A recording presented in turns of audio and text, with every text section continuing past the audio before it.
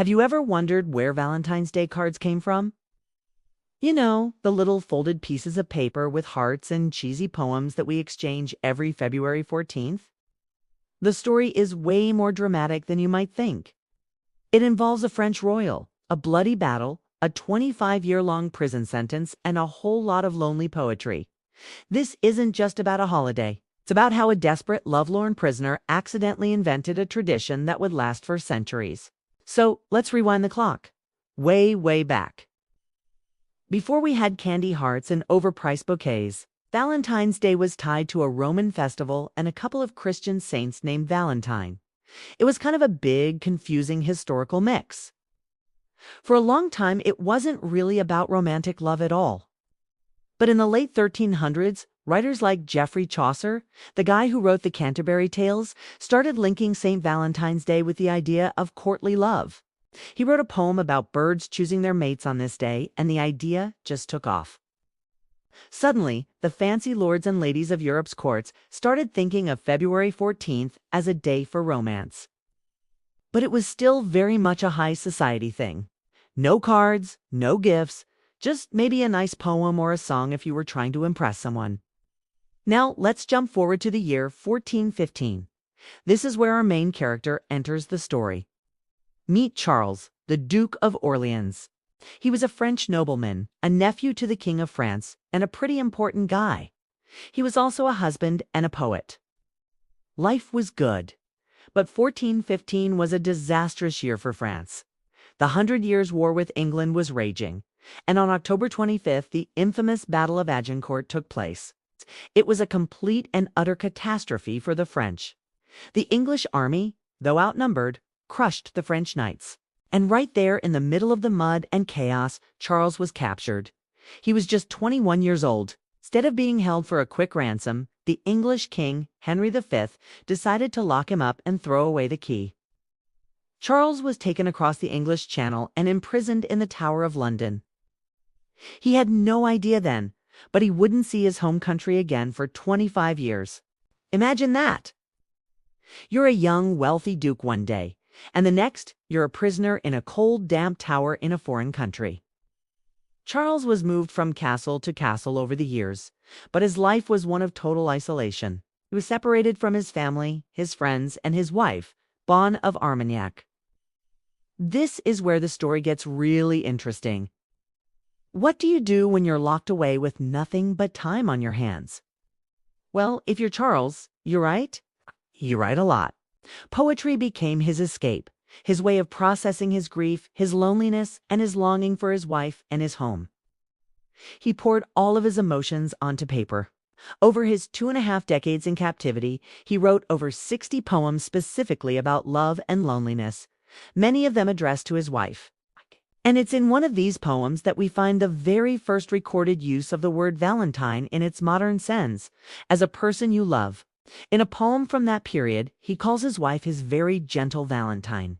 He wrote about being lovesick and tired of the year. All alone on Valentine's Day, he was essentially writing love letters in the form of poems. This was a brand new idea. Before Charles, Valentine was just a saint's name. After Charles, it became a term of endearment, a name for your beloved. This letter, this poem, is now considered by historians to be the oldest surviving Valentine's message in the world.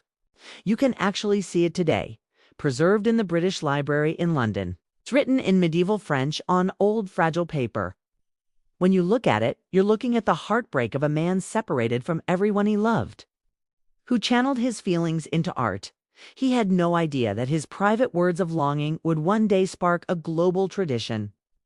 He wasn't trying to start a trend. He was just a lonely guy trying to connect with his wife across the sea. Sadly, Charles's personal story doesn't have the fairy tale ending we might hope for. He never saw his wife Bonne again. She passed away sometime before he was finally released in 1440. After 25 years, he returned to a France that had changed, a home that was no longer the same. But his legacy, the one he never intended to create, was just getting started. So how did we get from a prisoner's lonely poem to the billions of cards sent today? Well, it took a while. For the next few hundred years, Sending handwritten romantic notes on February 14th remained a custom, but mostly for the wealthy and literate. It was a personal, handcrafted affair. People would write their own poems, maybe add a little drawing. But the real explosion happened in the 18th and 19th centuries. First, the postal service became cheaper and more reliable. Suddenly, you could send a letter to your sweetheart in another town without it costing a fortune. Then came the Industrial Revolution. New printing technologies made it possible to mass-produce things like never before. In the 1840s, a woman in America named Esther Howland, often called the mother of the American Valentine, saw a fancy English Valentine and had a brilliant idea. She thought, I can make these, and I can make them better. She started a business out of her home, creating elaborate cards with real lace, ribbons, and colorful pictures. She set up an assembly line with her friends, and her creations were a massive success. People loved them. For the first time, you didn't have to be a poet to send a beautiful, romantic message. You could just buy one. Howland's company was soon making thousands of dollars a year, which was a huge amount of money back then. She turned Charles's personal, heartfelt tradition into a commercial industry. From there, it just snowballed. Companies like Hallmark got into the game in the early 20th century, and the Valentine card became the phenomenon we know today. It evolved from handwritten notes to printed cards, then funny cards, musical cards, and now, of course, EC cards and social media posts. It's the entire industry, worth billions of dollars. Can trace its roots all the way back to that one lonely French duke, sitting in a cold English tower, writing a poem to the wife he would never see again. It's a bit ironic, isn't it? A tradition that's now so commercialized, so full of manufactured sentiment, began with something so deeply personal and tragic. Charles of Orléans wasn't thinking about creating a holiday. It was just a man in pain, using the only tool he had, words, to reach out and say, I love you and I miss you. His poems were a message in a bottle, thrown out into the sea of history. And somehow, that message washed ashore and grew into something he could never have imagined. So the next time you're in a store, browsing through aisles of glittery, heart-shaped cards, take a second to remember the real story. Remember Charles, the poet prisoner. Remember that the very first Valentine wasn't a cheesy rhyme written by a greeting card company. It was a cry from the heart penned by a captive duke over 600 years ago, who accidentally gave us a new way to say I love you. It just goes to show you that sometimes the most enduring traditions come from the most unexpected and even heartbreaking places. Thanks for watching. If you found this story as fascinating as I did, make sure to hit that like button and subscribe for more deep dives into the hidden histories behind everyday things. What if the Duke had composed a song specifically for his beloved wife? What might it be? A timeless love song written from imprisonment, carrying devotion across war, distance, and death tender, restrained and deeply human. It is one of a kind. Hope you like it.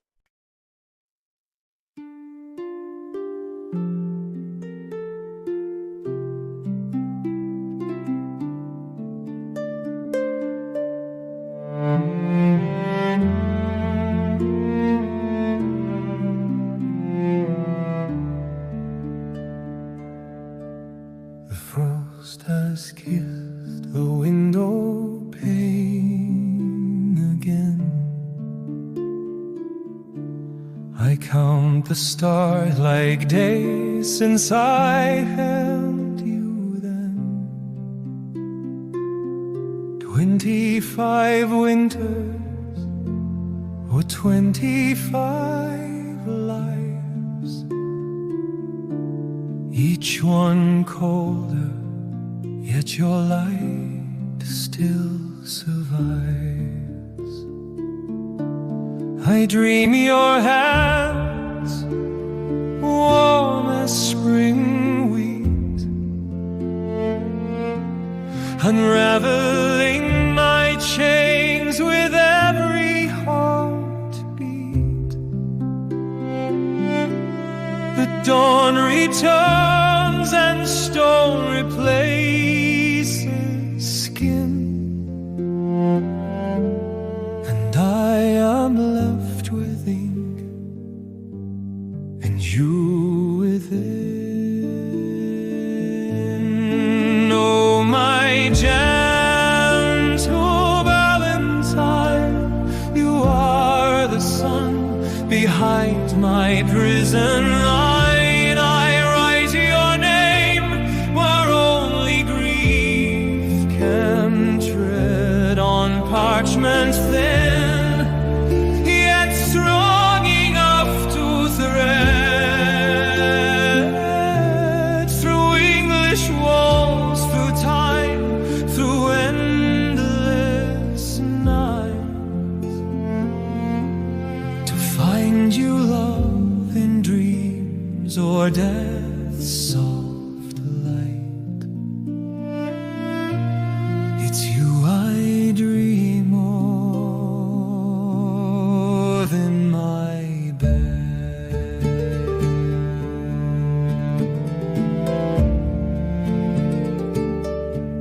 Do you still walk in our garden by the street?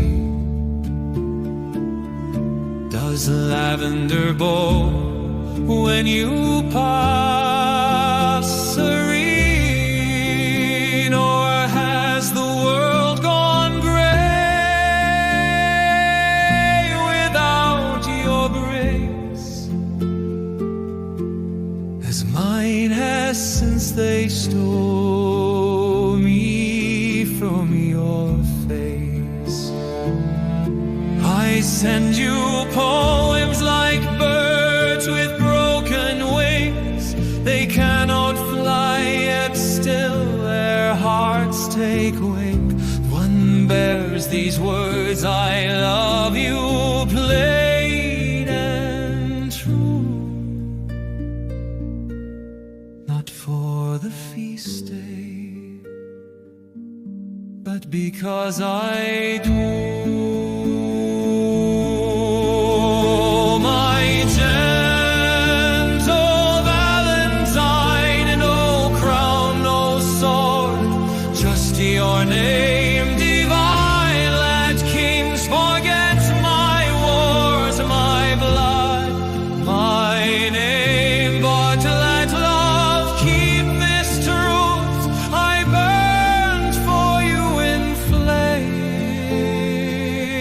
So when the world sends cards with printed cheer, remember one began in silent tears, and not for sure